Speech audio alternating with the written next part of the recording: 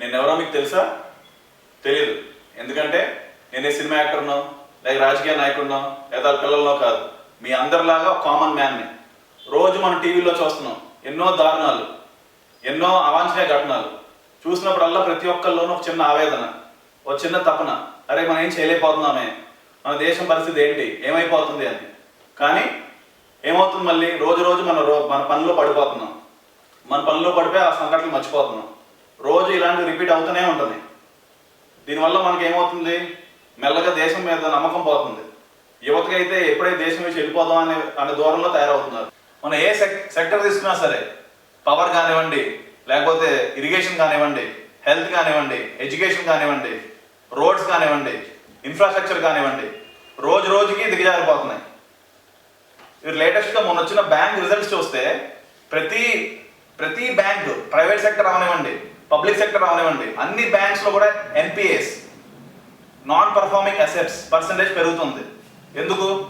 మ్యానుఫ్యాక్చరింగ్కి సరైన ప్రోత్సాహం లేదు. ఇండస్ట్రీస్ ఏ రకంగా బాగుపడతాయి? ప్రభుత్వంకి ఒక ప్రణాళిక లేదు. రోజు మనం కంప్యూటర్లు వాడుతున్నాం, సెల్ ఫోన్లు వాడుతున్నాం. ఎన్ని సంవత్సరాల నుంచి వాడుతున్నాం? అయినా సరే ఇంకా చైనా నుంచి ఇంపోర్ట్ చేసుకుంటున్నాం. ఒక మ్యానుఫ్యాక్చరింగ్ యూనిట్ ఇక్కడ పెట్టాలన్న ఆలోచన ప్రభుత్వానికి లేదు.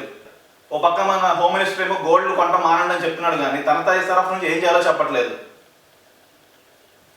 మ్యానుఫ్యాక్చరింగ్ ఇక్కడ పెంచి ఎక్స్పోర్ట్స్ పెంచితే ఆటోమేటిక్గా మన రూపీ వాల్యూ పెరుగుతుంది. అలా చేసే ఆలోచనే లేదు అక్కడ. వీటన్నిటి నుంచి ప్రజల్ని దృష్టి మళ్లించడానికి మన రాజకీయ నాయకులు వాడేవి 3 ఉన్నాయి. ఒకటి మతం, ఒకటి కులం, ఇంకోటి ప్రాంతం. ఈ మూడింటిని ఎలా పడితే అలా వాడి ప్రజల మధ్యన కన్ఫ్యూజన్ ఇంకా క్రియేట్ చేసి, ఇంకా రెచ్చగొట్టి, డెవలప్మెంట్ మీద ఫోకస్ కాకుండా ఇలాంటి వాటి మీద ఎక్కువ ఆలోచన, ఎక్కువ టైం వేస్ట్ చేసేటట్టు చేస్తున్నారు. ఇప్పుడు లేటెస్ట్గా మన అందరం రోజు టీవీల్లో చూసి బాధపడే విషయం ఏంటంటే, ఇటు ఆంధ్ర, ఇటు తెలంగాణ, ఇరు ప్రాంతాల వాళ్ళు రోజు ఏదో విధమైన గొడవలు.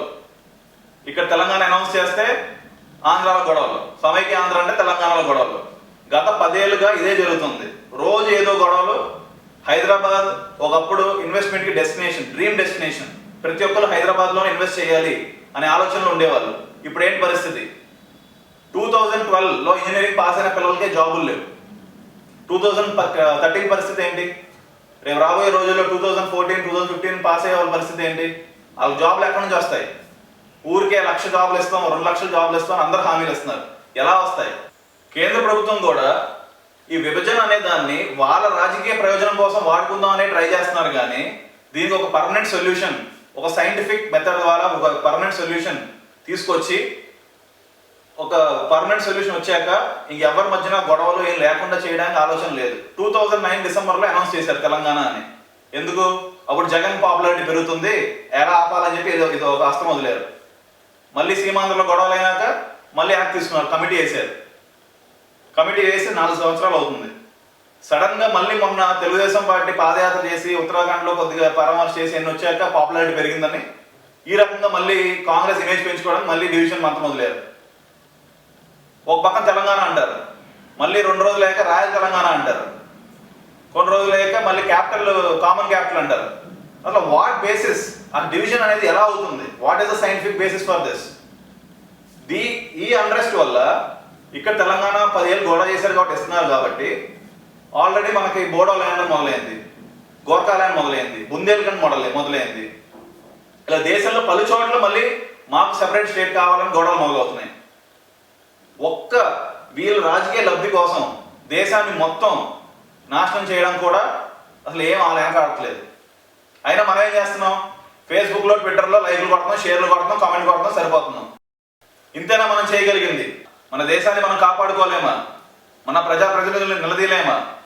రైతులు, కార్మికులు, విద్యార్థులు, ఉద్యోగులు, అధికారులు వీళ్ళందరూ కలిస్తేనే జనశక్తి. ఈ జనశక్తి తలుచుకుంటే ఎలాంటి వ్యవస్థనైనా సరే ప్రక్షాళన చేయగలదు. మనందరం కలిసి పోరాడితే మన దేశాన్ని కాపాడుకోగలం, ఒక నవ వ్యవస్థ నిర్మించగలం. నాకున్న పరిమితిలో నేను చేయగలిగి చేస్తున్నాను. ఈ జనశక్తిలో నేను ఒక చిన్న నీటి బొట్టుని, లక్షలాది నీటి బొట్టులు తోడే పెద్ద ప్రవాహమే.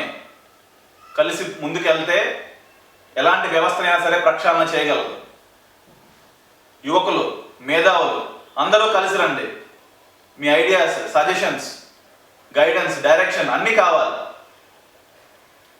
అందరం కలిసి ఎలా మన దేశం మీద, మన యువతకి నమ్మకం పెంచాలి, ఈ వ్యవస్థ మీద నమ్మకం పెంచాలి. మనం ఎప్పటి నుంచో మన అందరి డ్రీమ్ ఒక డెవలప్డ్ నేషన్, ఒక అభివృద్ధి చెందిన దేశంగా ఎలా తీర్చిదిద్దుకోవాలి, దానికోసం కృషి చేద్దాం. ఇప్పుడు మన ఈ ఆపర్చునిటీ మిస్ అయితే మళ్ళీ మనకి ఆపర్చునిటీ రాదు. ఎందుకంటే ఆల్రెడీ 10% గ్రోత్ ఉన్న కంట్రీ ఇప్పుడు 5% గ్రోత్కి పడిపోయింది. ఇంకా వదిలేస్తే ఇంకా దిగజారిపోతుంది. రేపొద్దున యువత ఎవరికి కూడా అసలు ఇక్కడ ఉండాలి అనే ఆలోచన కూడా ఉండదు. ఎప్పుడు వదిలిపోదామా అనే దూరంలో తయారవుతారు. ఆల్రెడీ నాతో పాటు చదువుకున్న వాళ్ళు ఒక 80% మంది యూఎస్లో ఉన్నారు. వెనక్కి వచ్చే ఆలోచన ఎవరికీ లేదు. ఒక టైంలో ఉండేది, కానీ ఇప్పుడైతే ఎవరికీ లేదు. నాలో కొంతమంది ఇక్కడ ఏదో చేద్దాం అనుకున్న 20%కి రేపు రాబోయే యువతకి, రాబోయే భవిష్యత్ తరాలకి ఒక హోప్ అనేది ఇంకా బతుకుండాలంటే this is our last opportunity. మనందరం కలిసి మన దేశాన్ని కాపాడుకుందాం, అభివృద్ధి చెందిన దేశంగా తీర్చిదిద్దుకుందాం. జై హింద్.